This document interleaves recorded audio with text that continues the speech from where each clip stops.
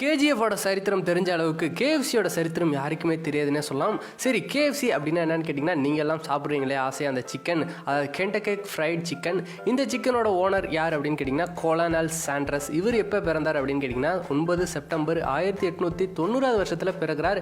இவரோட குடும்பம் ரொம்ப ஒரு ஏழ்மையான குடும்பம் அப்படின்னே சொல்லலாம். சரி, திட்டத்திட்ட இவரோட 5வது வயசில் இவரோட அப்பாவை வந்து ஒரு கொடிய நோயால் இறக்குறாரு. அவங்க அம்மாவை சின்ன வயசுலேயே இறந்துடுறார். இவரோட 16 வயசில் என்ன நடக்குது அப்படின்னு கேட்டிங்கன்னா, ஸ்கூல் படிக்க ஃபீஸ் இல்லாமல் ஸ்கூலை விட்டு வெளியேறார். அதுக்கப்புறம் என்ன நடக்குது அப்படின்னு கேட்டிங்கன்னா, வேலை தேடி ஒரு 4-5 இடத்துல ஒரு 17 வயசில் வந்து நிறைய வேலை செய்கிறார். திட்டத்தட்ட பார்ட் டைம் ஜம்ப் நிறைய செய்கிறார். ஒரு 4 இடத்துல செஞ்சாலும் அங்கேருந்து விரட்டி விடப்படுறார்.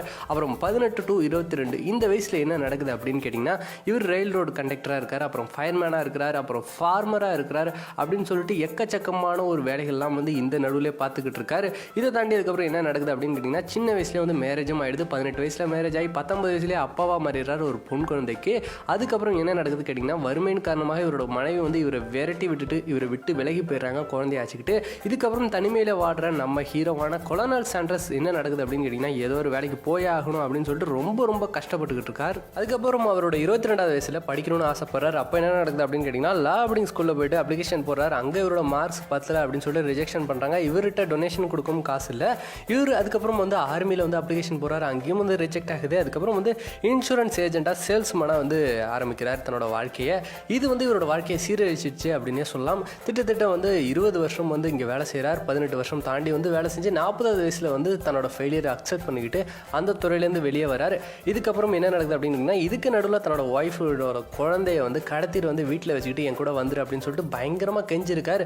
இது வந்து சீரியஸான இஷ்யூ ஆகிக்கும். அவங்க மதர் என்ன பண்ணுறாங்க அப்படின்னு கேட்டிங்கன்னா, அந்த குழந்தையோட அம்மா இவர்கிட்டேருந்து டைவர்ஸ்ட் வாங்கிட்டு அவங்களும் எஸ்கேப் ஆயிடுறாங்க.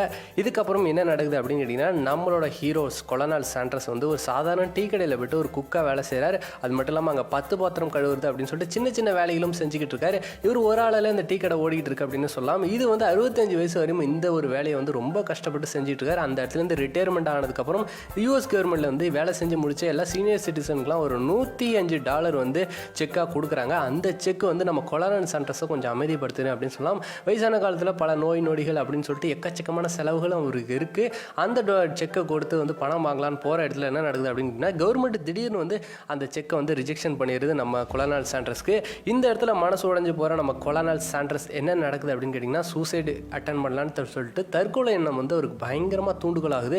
நம்ம இதுக்கு மேலே வாழ்ந்து என்ன பண்ண போகிறோம் அப்படி எப்படின்னு சொல்லிட்டு எக்கச்சக்கமான தாட்ஸ். நம்ம வாழ்க்கை ஃபுல்லாகவே தோல்வியில் தோத்துட்டோம், நம்ம இதுக்கு மேலே என்னத்தை வாழ போகிறோம் அப்படின்னு சொல்லிட்டு ஒரு மிகப்பெரிய ஒரு தோல்வி அக்செப்ட் பண்ணிட்டு சூசைடுக்காக ரெடி ஆகிட்டு இருக்காரு. தற்கொலை எண்ணத்தோட முயற்சி செய்கிறார். அவரோட வாழ்க்கையை ஒரு நிமிஷம் ரீவைண்ட் பண்ணி பார்க்குறாரு. அசிங்கம், அவமானம், தோல்வி, எக்கச்சக்கமான வாழ்க்கையில் இழப்புகள், தன்னோட மனைவி, மக்கள் அப்படின்னு சொல்லிட்டு ஒரு அர்த்தமற்ற வாழ்க்கையை வாழ்ந்திருக்கான் அப்படின்னு சொல்லிட்டு யோசிச்சு பார்க்குறாரு.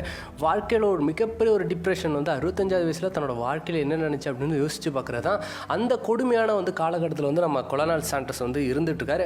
அப்போ கண்டிப்பாக செத்தாகணும் அப்படின்னு சொல்லிட்டு ஒரு முடிவு எடுக்கிறார். ஒரு நாள் என்ன நடக்குது அப்படின்னு கேட்டிங்கன்னா, சனிக்கிழமை ஒரு மரத்தடியில் வந்து உட்காந்து தான் வாழ்க்கையில் உள்ளது எல்லாத்தையும் முடிச்சாச்சு, நம்ம வாழ்க்கையை முடிச்சுக்கிறோம் அப்படின்னு சொல்லிட்டு ஒரு லெட்டர் எழுதிட்டு இருக்கு உட்காந்துருக்காரு. அப்போ அவர் ஏத்தாப்புல என்ன நடக்குது அப்படின்னு கேட்டிங்கன்னா, ஒரு பட்டு போன மரம் வந்து இருக்குது.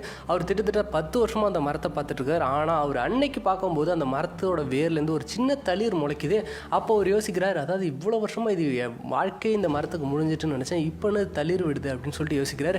அப்போ அவரோட மனசில் என்ன ஏற்படுச்சு அப்படின்னு கேட்டிங்கன்னா, வாழ்க்கை வந்து எப்போ வேணாலும் ஸ்டார்ட் ஆகலாம், அதாவது வந்து நல்ல நேரம் ஆரம்பிச்சதுன்னா நல்லா வரும் அப்படின்றத யோசிக்கிறார். அப்போ என்ன நடக்குது அப்படின்னு கேட்டிங்கன்னா, தன்னோட வாழ்க்கையை ரியலைஸ் பண்ணிக்கிட்டு வெளியே வந்து தன்னோட வாழ்க்கையில் இதுக்கப்புறம் இழக்கிறதுக்கு ஒன்றும் இல்லை அப்படின்னு சொல்லிட்டு வந்து என்ன பண்ணுறாரு கேட்டிங்கன்னா, ஒரு சிக்கனை வந்து ஃப்ரைட் பண்ணி பக்கத்து வீட்டில் வந்து விற்கிறார். அப்படியே அடுத்து 2 வீடு 3 வீடு அப்படின்னு சொல்லிட்டு விற்றுக்கிட்டு இருக்காரு. இப்போ திட்டத்தட்ட அந்த தெரு ஃபுல்லாக வந்து ஒரு சிக்கன் விற்றுட்டு இருக்காரு. அதாவது கேஎஃப்சி கென்டக்கி ஃப்ரைட் சிக்கன் அப்படின்னு சொல்லிட்டு ஒரு $87 வந்து விற்றுருக்காரு. திட்டத்தட்ட அவர் யோசிக்கிறார், என்னது $87 வந்து சாதாரண ஒரு 4 வீடு 10 வீடு விற்றதுக்கு இவ்வளோ காசு வருது அப்படின்னு சொல்லிட்டு யோசிச்சுட்டு இருக்காரு. அந்த பிஸ்னஸை பண்ணலாமே அப்படின்னு சொல்லிட்டு ஆரம்பிக்கிறார். 1 2 ஆகுது.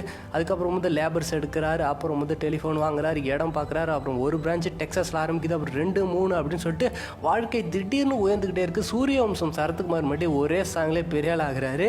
இது வாழ்க்கையிலே நடந்திருக்கு. ஏன்னா அந்த காலகட்டம் வந்து வளரும் நாடுகள் எல்லாமே சொல்லலாம். அமெரிக்காவும் 1890 ஆண்டுகள்லேருந்து வளர்ந்துக்கிட்டு தான் இருக்குது. அப்போ நம்ம வந்து கென்டக்கி ஃப்ரைட் சிக்கன் வந்து ஒரு மிகப்பெரிய ஒரு ஃபேமஸ் ஆகுது. இதுலேருந்து நீங்கள் என்ன புரிஞ்சுக்கணும் அப்படிங்கிறீங்கன்னா, 65வது வயசில் அவர் சூசைட் பண்ணியிருந்தாருன்னா இன்றைக்கி 88வது வயசில் கிட்டத்தட்ட உலகம் முழுக்க 24,000 கடைகள் இருக்குது கேஎஃப்சியை பொறுத்தவரையும். அது மட்டும் இல்லாமல் அவர் மிகப்பெரிய ஒரு பில்லியனராக ஆயிருக்க மாட்டார். தன்னோட 65வது வயசில் ஏழையாகவே செத்துருப்பார்.